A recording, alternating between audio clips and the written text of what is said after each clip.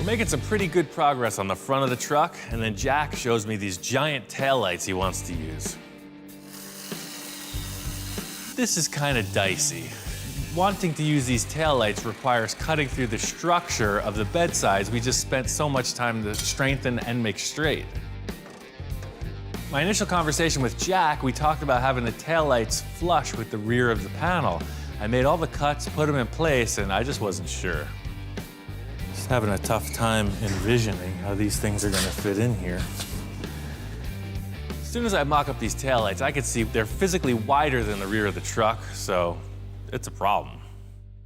I have an idea. It's different than what Jack had mentioned, but I think it could be way better.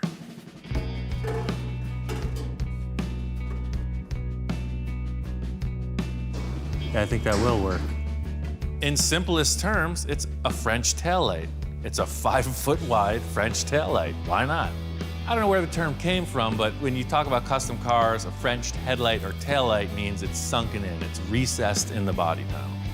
The cool factor with setting up the taillight like this is that it already mimics the front headlights.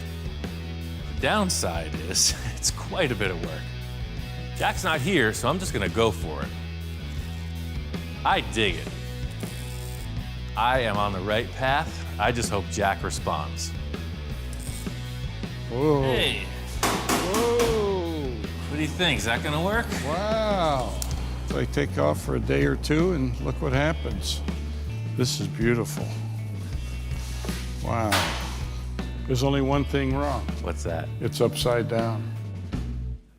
No, I'm just kidding. Okay. Yeah, I put it in the other I'm way just and it was fooling. like, wait a second. No, it looks like a this is smiley good. mouth. No, this is perfect. Man, that's better than I ever thought it would look. Good answer. Because we weren't gonna do it different. Huh?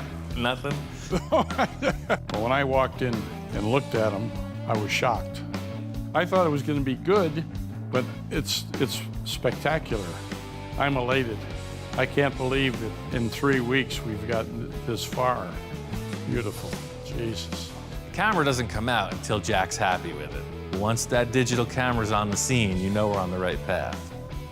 We are both on the same page with all the fabrication elements of this project, but the critical thing is the paint detail. We're doing something really far out, and we both have a difference of opinions on what color it should be. This color here, that's sunset orange. I've got this idea for this color. Looks like a sunset. I went and bought a gallon of that, and that's the color we're going to use. This got a lot of metallic in it, a lot of fine metallic. I think you're gonna have to add something. It's like almost a production car color. Need something to make it pop. I'm not really digging this color. You see it every day on modern cars. I'm gonna try to push Jack to do something a little different. What's the whole deal with this? It's just one color? Just Yeah, that's what I was thinking. Well, what about airbrushing like a cartoon character on the back with like a little statement, you know, like Tweety Bird or a Betty Boop? You could paint it right next to your third brake light. Well, I was thinking airbrushing the third brake light. Yeah, that's a good Maybe that idea. would even be better. I think the paint will make or break the truck. It's my truck, so we'll come to a happy medium there somewhere. Jack and I are putting the paint on hold for now. I'm gonna finish up this taillight, but I got some even cooler ideas for the doors. I walked by the back of the truck and I saw the taillights. Boy, they looked great.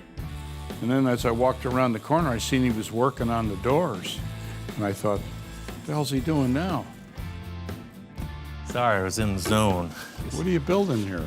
What's going on? We had, you know, the two doors had nothing holding them in place, so I was gonna start body working and doing the door gaps, and I realized there's no hinges or latches anymore. When we section the body, we cut them out. Uh-huh. So I got to thinking about it, and I think suicide doors, suicide hinges are the best way to go.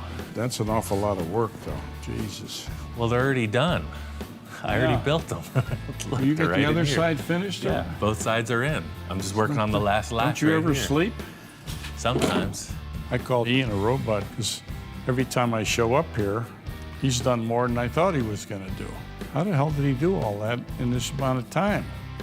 I just took the stock yeah, look at striker this. and I set it in. I got a little pilot hole just for now so he can open the thing, but all the stock parts go right Sure. back in. Suicide doors are very simple to explain. They open backwards. But what I did was I took these two super heavy-duty gate hinges and I mounted them in parallel. There's one on top of the other, very close together, super compact and super strong. Watch your fingers. Whoosh. This is unbelievable, man. I never expected this. Really good. What are you thinking on each side of this? You gonna try to filler this and then cover these vents or something? Well, you know what I was thinking, come around with it. Since I had this new gauge, I didn't need the old dash the way it was. This is a very flat, utilitarian-looking dashboard. Jack's got a great idea to finish off each side of the center pod. I'm gonna curve some sheet metal in the slip roller and set it in place. So something like this. Oh yeah, that looks good. But you know something? I'm looking at this thing, and I don't know how you're gonna take this, but... You wanna redo the whole dash? No. The hump, it's too high. At first, when we set this thing in place on the dashboard, Jack's like, I don't like it. I was thinking he wanted to go in a whole different direction, but he just wanted to tailor it a little more.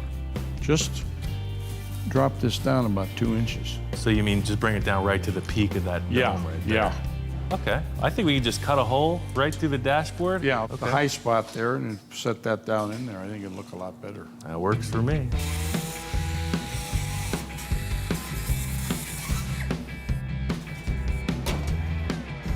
You live with that? Oh, that's it.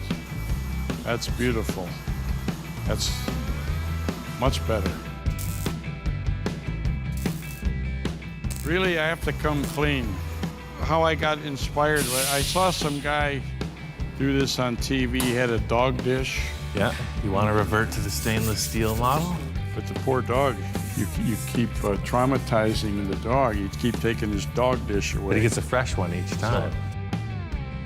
Jack's gonna finish up these dash pieces, and I'm gonna finish up on these door body lines, get it in primer.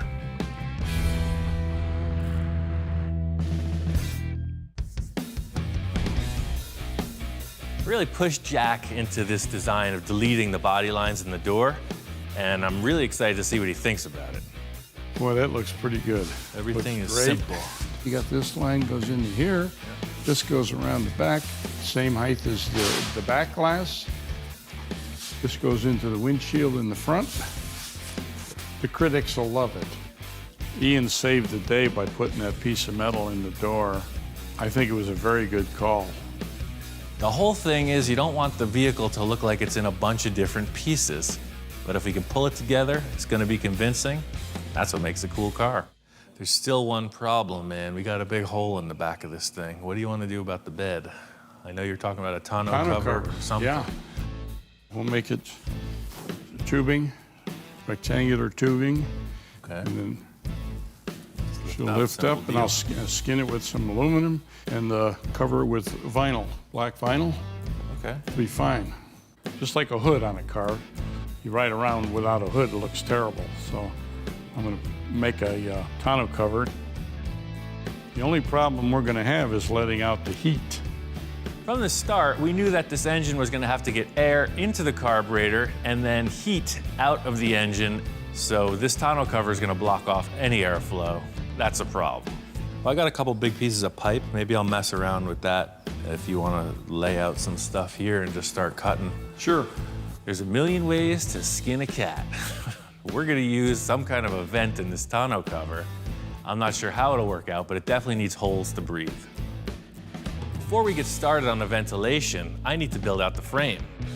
This is a simple design, but making any round shape out of square material is a challenge. So we're gonna make these two rounded corners out of some 1/2x1/2 stock and just kind of mock up like a truss shape for each corner to keep it strong. These lifts we're gonna use put a lot of stress on it, so I'm trying to do the simplest, most lightweight design, but as strong as possible. We're gonna put aluminum over the top of this thing, so that adds a bit of weight. And the idea is, just like with the door skins, you don't want it to look like it's concave, like it's falling sagging apart, right? So at least that, with weight on it, I mean, I don't know how much weight, but then that's perfectly flat. It's pretty hard to press. Jack's unsure as how he may finish this off upholstery-wise. We're gonna sheet it with aluminum so that it's lightweight. We're just gonna put in a series of panels, and however he finishes it is up to him. I got this hinge from industrial metal, steel, heavy duty. That's gonna run the length of the front of this cover to allow it to hinge up and down. Jack left to the store to get the final pieces for this cover. I got this frame fabbed out, so we should be good to go.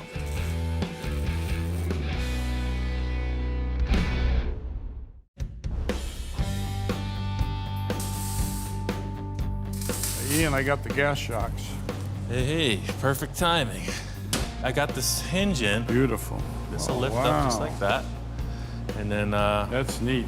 you got 2 gas Put struts.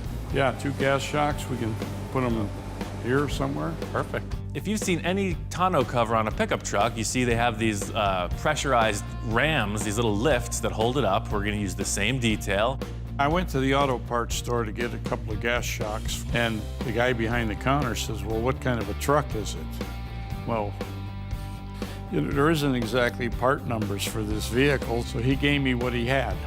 Follow general instructions on back of pouch.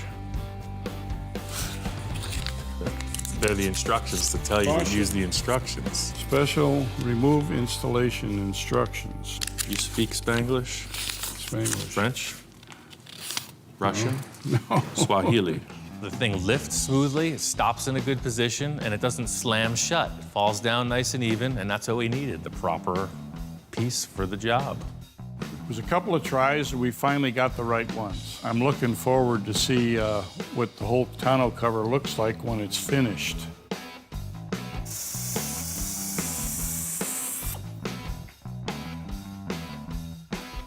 Sure really makes it look clean, doesn't it? Yeah, that's the Fills whole, that hole up. that's the whole look, yeah. Yeah, so this last trim, I'll just cut out these holes so the air will vent out, and we'll just be ready for upholstery, man. Putting holes in the body panel is a pretty big style choice. Jack came up with these 3 slots that he feels will be enough airflow.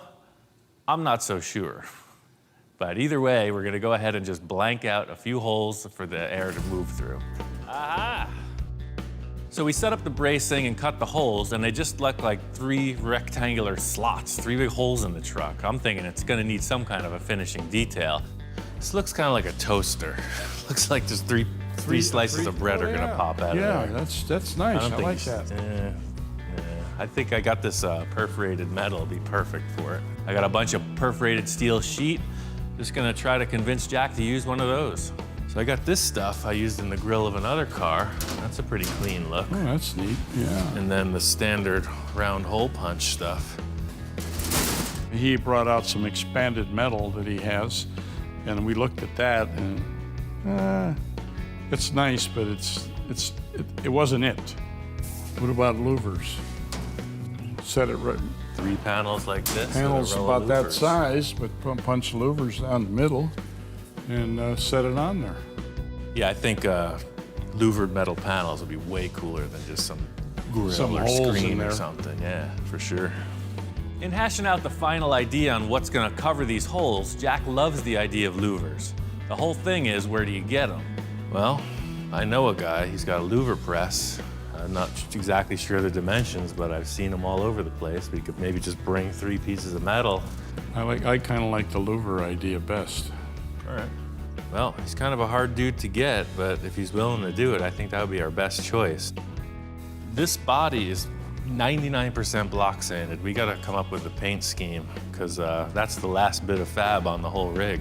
Let's just spray out a bunch of panels with the different color choices we have and see what we can come up with, because the paint is obviously the last critical decision. Oh, yeah.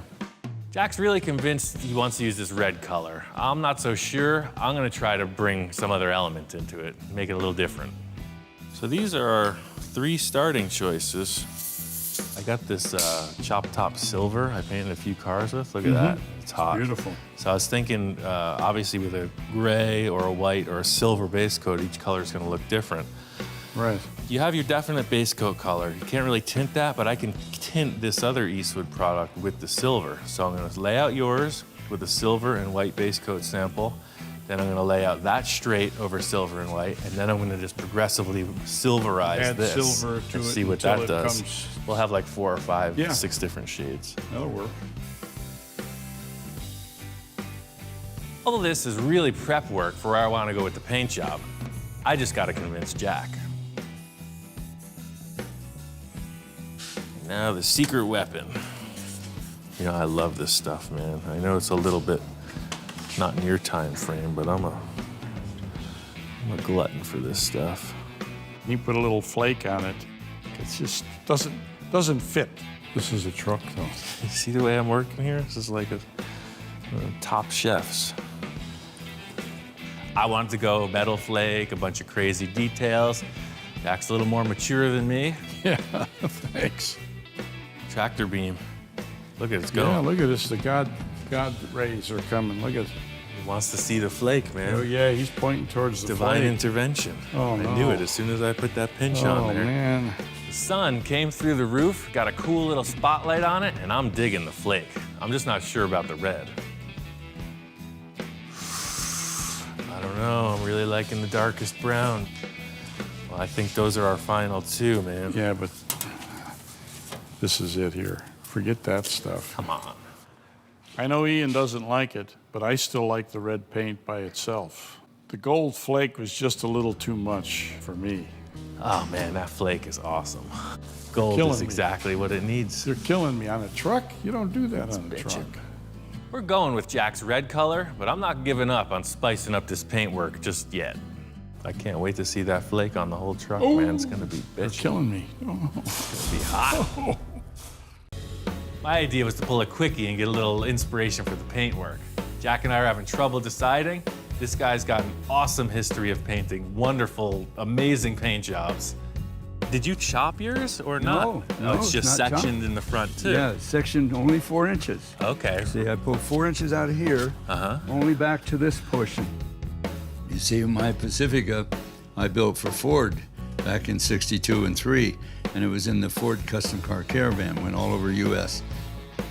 I was trying to get some inspiration from Gene for the paint, you know, talking about paint schemes and whatever.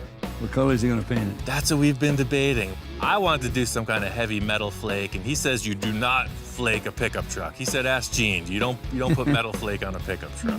If I was painting it naturally, I'd put a Winfield blend on it. When I painted a car, I paint until I like it. If it takes me 3 hours or 3 days or 3 weeks, doesn't matter. I paint until I like it. Sometimes I'll paint the whole side of a car and I don't like it. I'll repaint it and repaint it as I go. And I create a piece of art with each and every paint job. Gene gave me some cool tips on the paintwork, and he also had some ideas for the louvers. Make these 2 outer rows longer, and the way it's made underneath, it'll be easy to rebrace it and leave the center row the way it is. I'm interested in giving it a little more airflow, so it definitely, I think it needs to get more heat out of there. Yeah, I agree. All right, well, get your loom out and let's get over and start getting ready to do some louvering. Sounds good. I've been up here to Winfield's a few times, mostly for his car show in the fall, and each time he's got an amazing array of custom projects. There's always something new. It's just cool to look around.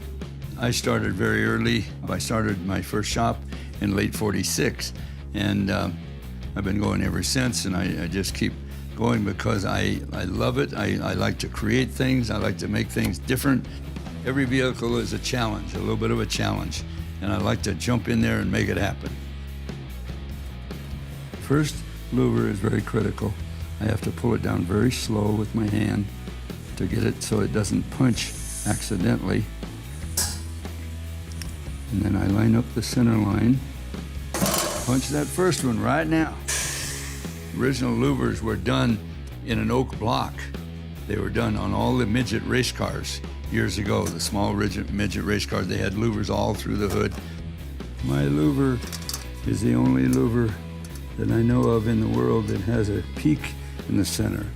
It has a slight peak. I know, that's what I thought was so cool about it. It looks like not like you see on your typical stuff. I'm surprised nobody's ever copied that. All other louvers in the world, they're flat on top. I put a slight peak in my louver to design it, and when I put it on a curved hood, the rows of louvers look better because of the peak in there. Okay, there we go, 19 of them. Perfect. Beautiful. Yes, sir. That's exactly what we needed. All right. I hope that I was able to teach Ian a few things today while he was here, and every time he comes here, I want to teach him some new things. That's what I like to do. I like to carry it on. Perfect, man. Totally better than their simple screen or whatever we were talking about. Yeah, The louvers yeah, did that's it. gonna I work appreciate great. it. Gene's the man. He handled this louver job perfectly, gave me a ton of inspiration for the paint job. I thanked him again and again, and I'm on the road. I'm gonna get this thing painted.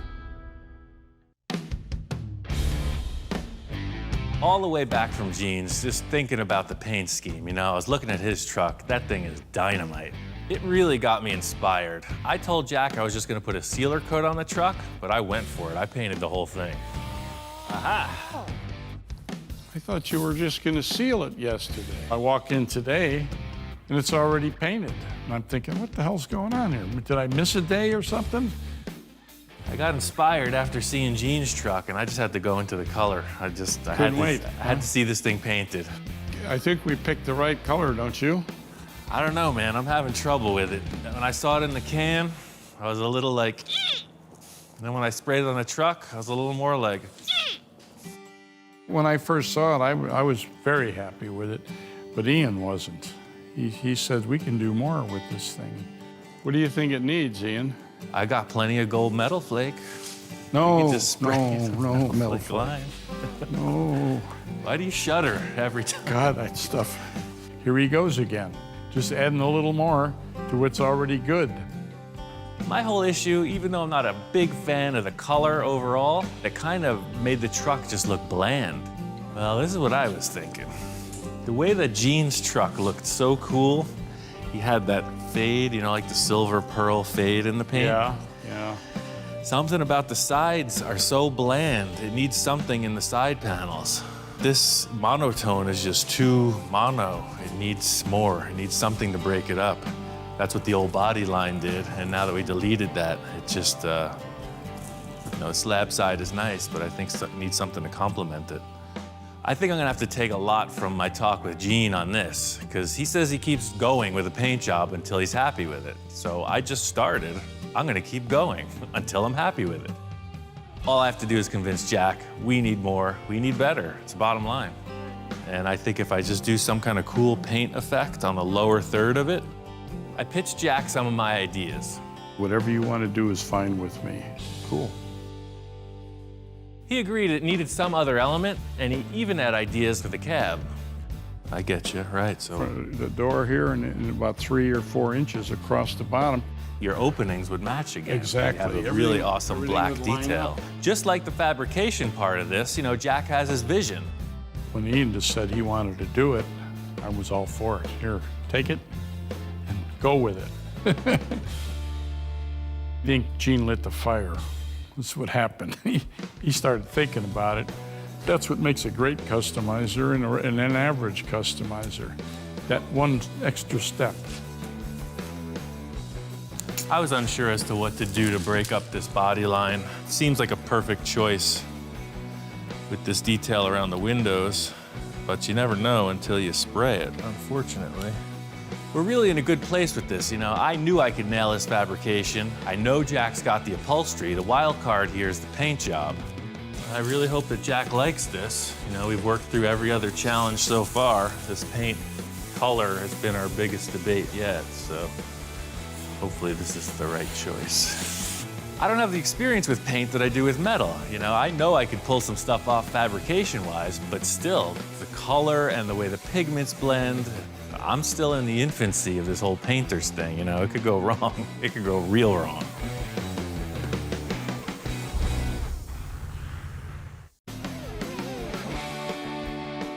It's been a long haul, but I got this truck painted.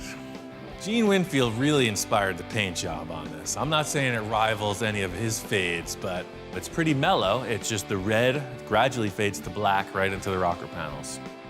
And Jack actually wanted to have the window surrounds blacked out as well as the sail panels. By just pushing it this next little bit, it really added to the whole overall look. I really just want to see this thing out of the shop and driving and then surprise Jack with it. Ian wanted to surprise me with that fadeaway, and let me tell you, he sure did. It really looks good. Jack was digging it. Right out of his pocket, first thing is his camera, so I know I'm on a good run here. It's been the story through the whole build is that if he starts taking pictures, you know you hit the mark. For years, I'd been thinking about this truck. After he painted it, I couldn't believe it. All those little extra things that Ian pushed for have turned out to be perfect. It's hard to describe what the inspiration for this rear roof would be. It's kind of like El Camino meets spaceship or something, but it fits in with the overall look of the truck perfectly. The taillights, I love the way they came out. My vision was to have it even. And then when he moved them in and Frenched them in, they looked twice as good. For me, the best part about this is that crazy transformation. I thought it was good looking as it was. This thing is low, it's sleek, it's high fashion. It's a total show car. Sometimes you see a show car on a rotisserie. It spins around in all directions so you can see it from every angle. So I was doing the same thing in the park because this thing's a runner. I was spinning around, driving in circles. And I was shooting a video with my camera and I decided, wait a minute, I want to drive this thing too. So enough is enough. You know, he's the car owner. Unfortunately, it's time for me to hand over the wheel. But he got out and we switched. I drove it around a couple times to have a little fun. I was surprised how nice it rode. I guess having the engine in the back kind of changes the dynamic of the front suspension. It drives great. It's like a freaking mutant Cadillac. It's been fun, it's been inspiring. It was great working with Ian. The fun of doing this is you have to figure all these things out, how to make this work, how to make that fit, and that's the challenge. Once you stand back and look at it and say, that works, you feel great. It's a ton of work, but each time you see the end result, you kind of forget all that and just look forward to the next.